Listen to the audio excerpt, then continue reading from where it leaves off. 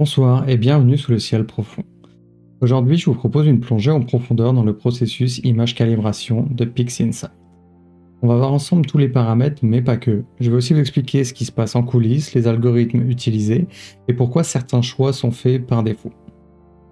Lors du traitement de vos images, beaucoup de choix seront artistiques et vous seront personnels. Il n'y a pas vraiment de bonne ou de mauvaise façon de faire, uniquement des choix. Cependant, ça n'est pas le cas lors de la calibration des images. La calibration est une étape cruciale dans le traitement de vos images, car un mauvais pré-processing peut engendrer des artefacts qui seront difficiles à corriger par la suite et viendront dégrader la qualité de vos images. Vous allez avoir par exemple des gradients dans l'image, vous allez avoir beaucoup de bruit, vous allez vous battre constamment en train d'essayer de faire la correction de gradient, de faire de la réduction de bruit qui va aussi réduire votre signal, etc. Donc c'est vraiment important d'y passer un certain temps et de bien comprendre ce qui se passe durant ces étapes, et notamment la première qui est la calibration des images. C'est pourquoi on va regarder ça aujourd'hui ensemble, avant que vous ayez les meilleures images possibles pour commencer, pour obtenir le meilleur rendu au final. Donc tout d'abord, allons voir dans image calibration un peu ce que nous avons. Donc la première section c'est target frame, c'est vos images qui vont être calibrées. Donc en général ça va plutôt être les light ou les flats.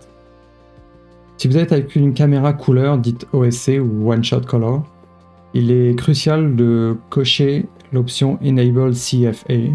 Pourquoi? Parce que vos images sont encore sous forme de matrice de Bayer, donc mosaïquée, et sans ça, PixInsight ne saura pas interpréter correctement vos données et vous risquez d'introduire des artefacts dès le départ.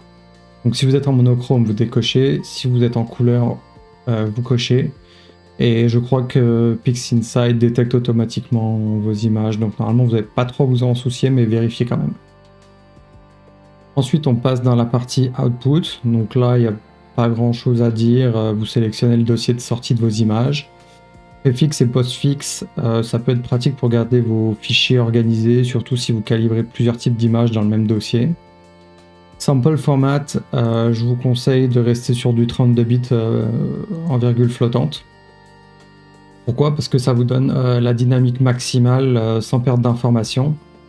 Et si vous manquez vraiment de place sur votre disque, vous pouvez descendre à 16 bits, mais c'est pas recommandé. À ce stade, il vaut mieux garder le maximum d'informations possible. Donc ensuite, il y a la partie signal et noise evaluation, mais je vais laisser ça de côté pour le moment, j'y reviendrai juste après. Parce que c'est de loin la partie la plus complexe de l'outil, mais nous pencher dessus, ça va aussi nous permettre de comprendre certaines méthodes régulièrement utilisées dans le traitement d'images, et particulièrement dans PixInsight. Ce sont aussi les parties qui demandent le plus de connaissances théoriques. Donc on saute ces sections-là pour l'instant. Ensuite on a Input Pedestal. Donc le pédestal, c'est une valeur qui est ajoutée aux images pour éviter des pixels négatifs. Donc les pixels négatifs, c'est un problème parce que les images sont stockées en entier non signé, donc pas de nombre négatif, c'est-à-dire que tout ce qui va être négatif va être clippé à zéro, coupé à zéro, et donc ça va créer une perte d'information. Donc il y a plusieurs options ici, il y a literal value, donc on peut choisir nous-mêmes une valeur, mais bon, pas souvent utilisé. Le default keywords de PixInsight, c'est pédestal, donc il va automatiquement aller chercher dans les métadatas, dans les métadonnées des images, la valeur dans pédestal. Ou alors vous pouvez spécifier une valeur customisée.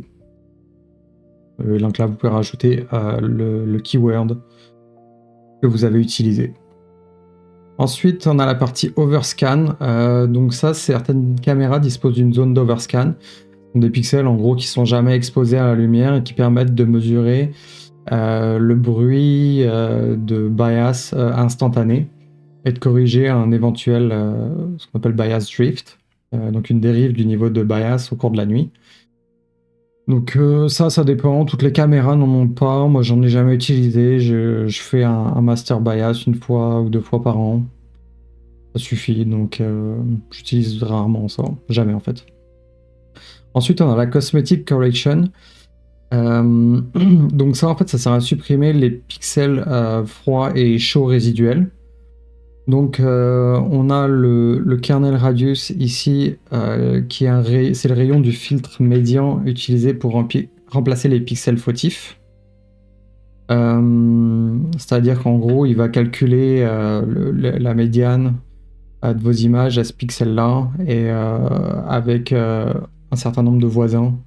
Donc ça, c'est la taille des voisins. Donc là, il va prendre les premiers voisins uniquement.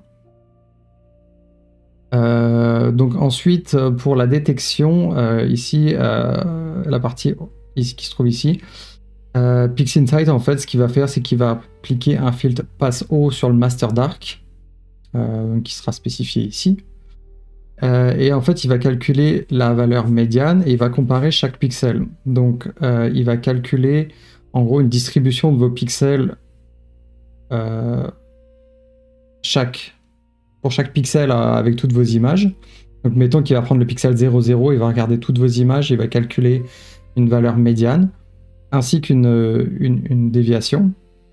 Et donc, au-dessus ici, donc de l'O sigma, ça va être en dessous de l'O sigma, ça va être des pixels froids, et au-dessus de hot sigma, ça va être des pixels chauds. Donc vous pouvez ajuster ici. Et donc ce qu'il va faire, c'est que quand il va détecter des pixels chauds ou des pixels froids, il va remplacer par la valeur qu'il aura calculée avec le kernel radius. Donc plus les seuils sont bas, plus vous allez détecter de pixels défectueux. Mais évidemment, faites attention de ne pas surcorriger non plus, sinon vous allez perdre peut-être des étoiles, du signal, etc. Donc voilà pour cette partie-là. On verra qu'un peu plus tard, en fait, il y a d'autres façons aussi de faire de la cosmetic correction, parce qu'en fait, ici, ça se base que uniquement sur le master dark. Donc c'est ça, il va juste regarder votre dark et essayer de trouver des pixels chauds ou froids, mais il va pas regarder, il me semble, en détail les datas dans les lights. Mais il y a un autre processus dans PixInsight pour faire ça. Donc ensuite, on a ici donc le master bias, master dark, master flat. Donc ça, pour les flats, vous avez simplement le master bias à spécifier.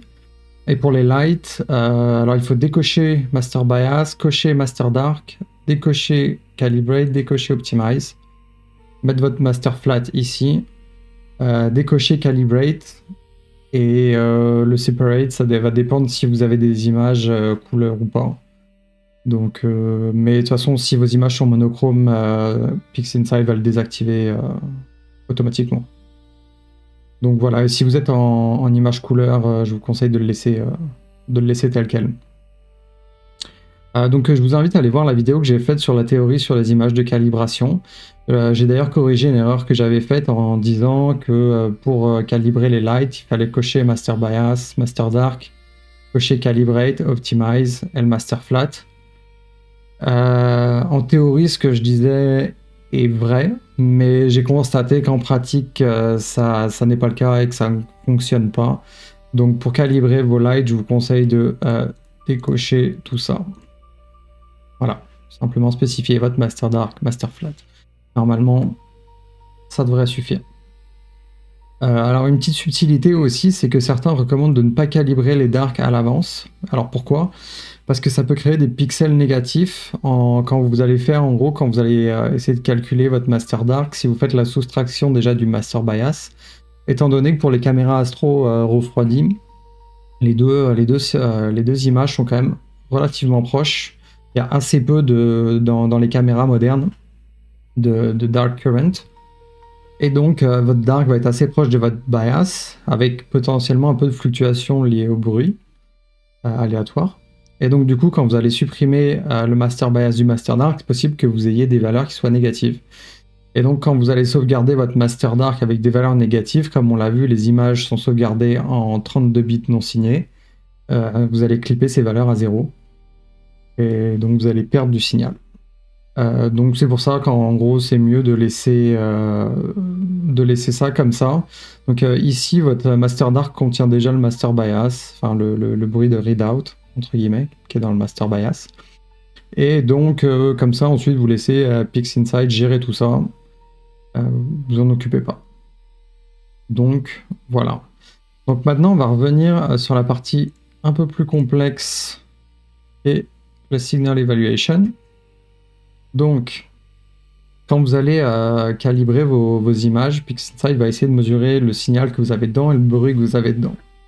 Donc ça, c'est la section la plus dense. Donc avant de commencer, une petite précision. Si vous travaillez avec des images couleurs, Signal et Noise Evaluation ici doivent être décochés parce qu'en fait, ça doit être fait en amont dans le processus qui s'appelle Debayer, ici. Voilà. Donc ça permet de démosaïquer vos images couleurs. Et ici, vous devez cocher Signal et Noise Evaluation dans ce processus et ensuite le décocher dans l'image calibration. Pour les images monochromes, du coup, vous cochez ces deux cases-là. Parce que sinon, le risque que vous avez, en fait, c'est que vous allez calculer votre signal qui sont sur des images interpolées. Et donc, c'est pas souhaitable parce que l'interpolation va un peu créer du signal, donc enfin, créer des datas. Donc, on préfère éviter de faire ça. Donc ça, c'est juste pour ici, c'est juste pour les images monochromes. Donc, que va faire Signal Evaluation? PixInsight va d'abord commencer par détecter vos étoiles avec ce qu'on appelle une transformée en ondelet. Et ensuite, pour chaque étoile, il va appliquer une PSF. Donc on va voir juste après ce que c'est. Mais en gros, c'est pour estimer l'étalement de votre étoile comparé à une étoile théorique, donc à un pixel.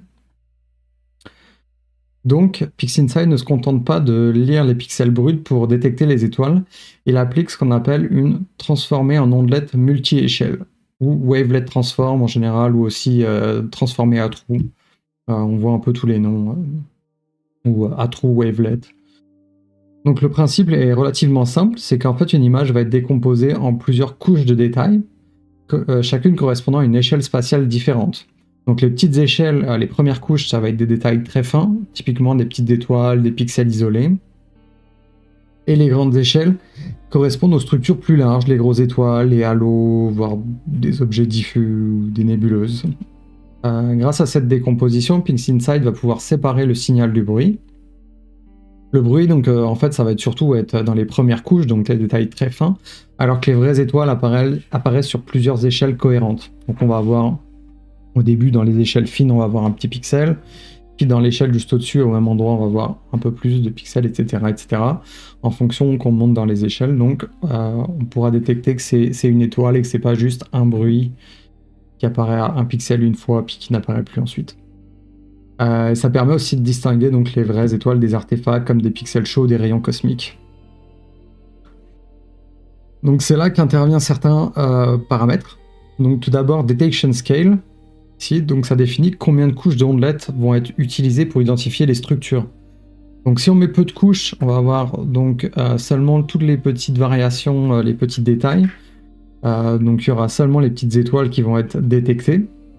On verra ensuite après à quoi sert la détection des étoiles, mais et si on met beaucoup de couches, du coup on va aussi inclure des grosses structures, mais peut-être que du coup on va aussi rajouter des nébuleuses, des objets non stellaires, etc.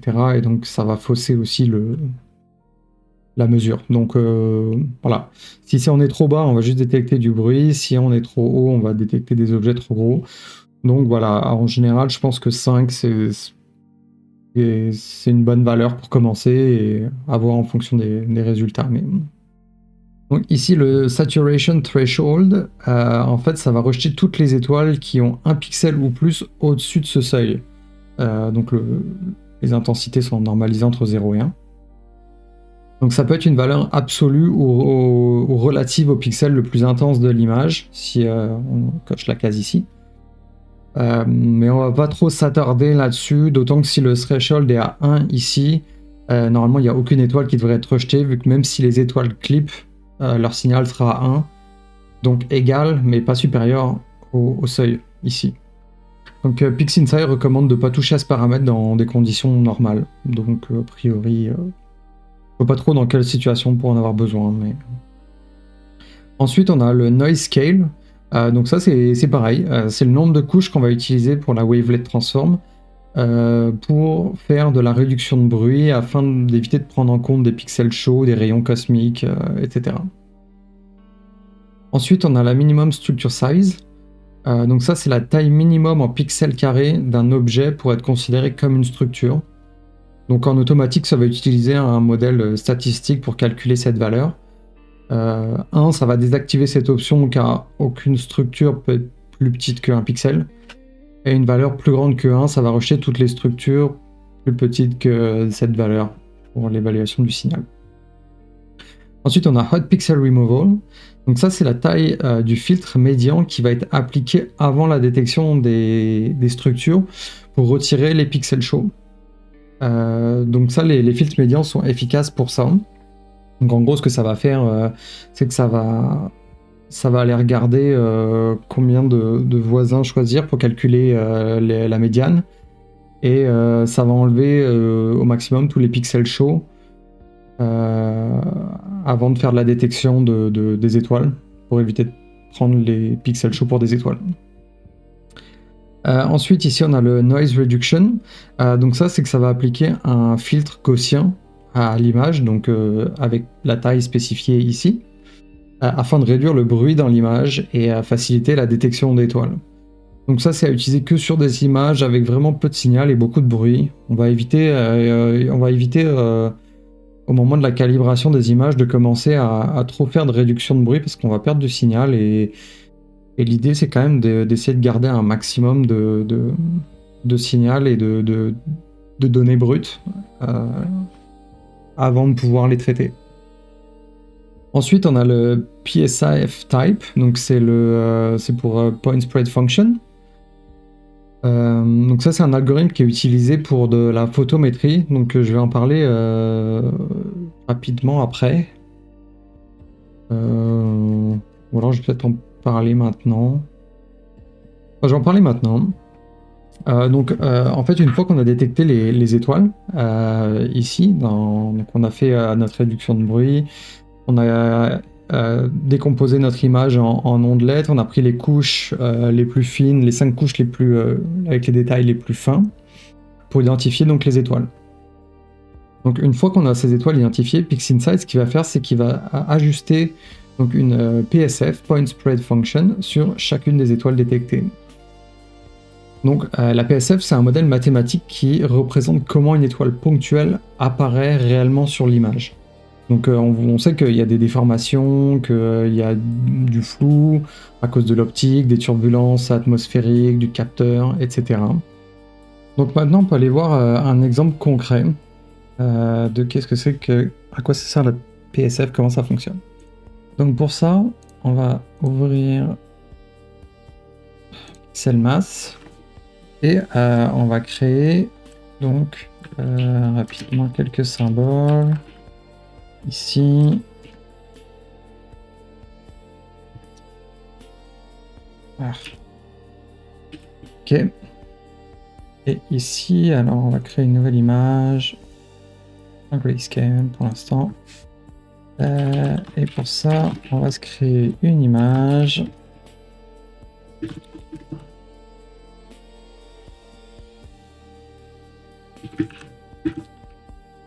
Ok, normalement c'est ça. Pardon, voilà. Et normalement ici, on devrait avoir... Ouais. Bon, on a un pixel ici. Hop. Donc ça va représenter notre étoile théorique, donc qui est une étoile d'un pixel. Et donc ce que va essayer de faire en fait de PixInsight, c'est qu'il va essayer d'appliquer différentes fonctions. Donc si on regarde dans l'image calibration, ça peut être soit une gaussienne, soit ce qu'on appelle une distribution de Moffat avec avec différents paramètres de bêta. On va voir après ce que c'est. Et en gros, ce qu'il va faire, c'est qu'il va essayer d'appliquer ça sur une étoile théorique et il va comparer à quel point ça correspond à votre étoile. Donc, on va regarder tout de suite, par exemple, si on voulait appliquer une gaussienne, par exemple. Donc, ça carré plus y 0. Et donc ça, c'est simplement l'équation d'une gaussienne.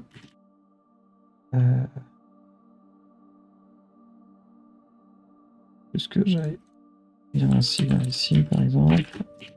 Hop, voilà. faire ça comme ça. Là, on va se créer, par exemple, une preview, ce sera plus simple. Ah, ok. Et donc là, si j'applique la gaussienne sur ce point-là, ça marche pas. Pourquoi ça marche pas? Qu'est-ce qu'il me dit? J'ai oublié une parenthèse, je pense. Ok. Donc si j'applique la gaussienne, voilà. Voilà ce qui se passe. Et donc là, on reconnaît à peu près que ça pourrait être le pattern d'une étoile qu'on aurait dans notre image. Et donc, en fait, lui, ce qu'il va faire, c'est que par exemple, il va appliquer, il va dire, mettons que notre étoile est plus grosse que ça. Donc, il va calculer avec un sigma de 3. Il va comparer par rapport à notre étoile dans l'image. Il va se dire, ah, c'est trop petit. Bon, il va prendre un sigma avec 5. Il va réessayer. Ah, bon, c'est encore trop petit. Bon, dans ce cas-là, il va essayer avec un sigma à 15, par exemple. Ah, ok, bon, bah là, c'est bon. Il arrive à calculer que, ok, donc, pour cette étoile-là, la valeur de la gaussienne qui permet de retrouver notre image à nous, à partir d'une étoile théorique, c'est un sigma de 15. Et donc ça va lui dire, en fait, à quel point il y a eu peut-être du flou, à quel point il y a eu des turbulences atmosphériques, etc., qui ont fait que notre étoile ne ressemble pas à une étoile théorique, mais à ça. Donc ça, c'est dans le cas d'une gaussienne, mais de ce que j'en vois, PixInsight utilise rarement les gaussiennes, mais plutôt une distribution de Moffat. Alors, c'est quand même assez semblable à une gaussienne, pas se mentir, mais apparemment, ça définirait un peu mieux, un peu plus précisément l'étalement d'une étoile. Donc, c'est souvent la méthode qui est utilisée. Donc ça, c'est la formule pour le Moffat. Si je me trompe pas cette fois-ci. Je pense que c'est ça. Donc là, mettons que je revienne sur notre étoile théorique, on applique le Moffat. C'est pas bon. Il y a encore une parenthèse qui manque. Ici, je pense. Non, c'est pas ça. Avec 0. Non, c'est ici. Ok. Donc là, si j'applique. Non, toujours pas, parce que j'ai pas défini les symboles. On a donc le alpha, on va prendre un alpha de 8 et un bêta de 4, par exemple. Ok, on essaie encore, voilà. Cette fois-ci, c'est la bonne. Et donc, voilà. Donc là, ici, on va avoir le même schéma. Donc, si je teste un alpha plus grand, par exemple, comme ceci. Voilà, donc là, pareil. Et en gros, ce bêta-là, c'est le bêta que propose PixInsight ici, donc c'est différentes valeurs. Donc mettons que si on prend un Moffat avec un bêta à 6, donc en gros le bêta c'est juste un peu le paramètre qui permet de voir à quelle vitesse décroît la distribution. C'est pas hyper important de savoir ça, mais donc mettons donc ça serait équivalent ici de mettre un bêta à 6 qu'on applique. Voilà, donc là on voit que la distribution décroît un peu plus vite. Et donc en fonction de ça, PixInsight va changer le alpha, pareil, de façon un peu itérative. Donc avec ce qu'on appelle un algorithme de Levenberg-Marquardt, un algorithme itératif qui calcule, qui est basé sur de la descente de gradient. Et donc il va chercher à évaluer votre signal comme ça de votre étoile. Donc voilà. Ça, c'est bon pour l'algorithme de Levenberg-Marquardt. C'est pas facile à dire. C'est une méthode rapidement d'optimisation non linéaire qui cherche à minimiser la différence entre la PSF théorique, donc avec ici, avec ce qu'on génère, ce qu'on calcule à partir de l'étoile théorique, et les valeurs réelles de votre image. Donc Levenberg-Marquardt, ça alterne entre de la descente de gradient qui est stable mais lent, et la méthode de Gauss-Newton qui est rapide mais instable si on est trop loin de la solution. Et donc ça permet en fait de converger assez rapidement vers le meilleur ajustement, même en présence de bruit ou d'étoiles imparfaites. Donc voilà, en ce qui concerne la PSF, donc ça valait quand même le coup de l'expliquer parce qu'on verra plus tard, notamment dans l'évaluation des images, du signal, etc., que c'est très très très utilisé. Donc j'en ferai probablement sûrement peut-être une autre vidéo plus détaillée plus tard. Donc voilà pour ça. Donc si on revient ici, on avait donc pour la partie donc là où on avait ça, on avait le growth factor. Donc ça c'est la fraction du rayon de l'étoile qui est utilisée pour mesurer son flux. Et ça c'est en dixième. Donc là c'est 1/10, on en a 2/10, etc. Donc on va pas rentrer dans les détails de ce qu'est le flux aujourd'hui, sinon ça va être beaucoup trop long et ça prend une vidéo entière. Il y a énormément de choses assez compliquées là-dedans, mais grosso modo, avec une valeur de 1, normalement, ça suffit. Et maximum stars, c'est simplement le nombre maximum d'étoiles retenues pour l'évaluation du signal, si vous en avez plus que ça. Donc, et si vous en avez plus que ça, PixInsight va trier par ordre de la plus brillante à la moins brillante et conserver ici les 24 576 plus brillantes. Donc voilà pour l'évaluation du signal. Pour l'évaluation du bruit, maintenant c'est que il y a 3 méthodes disponibles dans PixInsight. Il y a l'itérative K-Sigma Clipping, le Multi-Resolution Support et le N-Robust Noise Estimator. C'est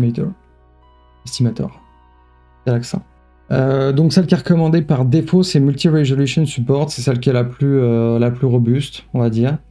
Donc ici, l'image est aussi décomposée en plusieurs échelles avec une transformée en ondelette à trous. Le bruit va être estimé à chaque échelle et ensuite il y a une variance résiduelle qui va être calculée. Donc c'est un processus itératif, donc très robuste, sauf quand vraiment il n'y a pas beaucoup de signal, etc. Mais sinon c'est une méthode assez robuste. La deuxième qui est recommandée, entre guillemets, ça serait la N-Robust Noise Estimator. Donc ça utilise le Multiscale Median Transform, ou MMT, pour identifier ce qu'est une structure et ce qui est du bruit. Donc je rentre pas pour l'instant dans le détail de la Multiscale Median Transform. Mais voilà, donc l'avantage de ça, c'est qu'il n'y a aucun a priori sur la distribution du bruit, alors que dans le Multi-Resolution Support, je crois que le bruit est considéré a priori comme gaussien, je crois. Et ensuite, pour finir, on a le itératif K-Sigma Clipping. Donc là, on va écarter itérativement toutes les valeurs qui sont trop élevées de la moyenne. Et vraiment, même PixInsight recommande d'utiliser ça que vraiment si les deux autres ont échoué, mais je pense qu'avant que les deux autres méthodes échouent, faut y aller quand même. Donc voilà, on a fait un tour complet ici donc du process d'image calibration de PixInsight, assez technique. Donc ça nous a permis aussi de voir la décomposition en ondelettes ou la transformer en ondelettes, le rôle de la PSF et ce que c'est avec les algorithmes derrière. Et vous savez maintenant ce qui se passe sous le capot de ce processus. Donc vous pouvez aussi aller voir la vidéo concernant la théorie sur la calibration avec les master bias, master dark et master flat. Comment bien les processer dans PixInsight. Voilà, merci, j'espère que cette vidéo vous aura plu, que ça n'a pas été trop long. Et je vous dis à bientôt sous le ciel profond.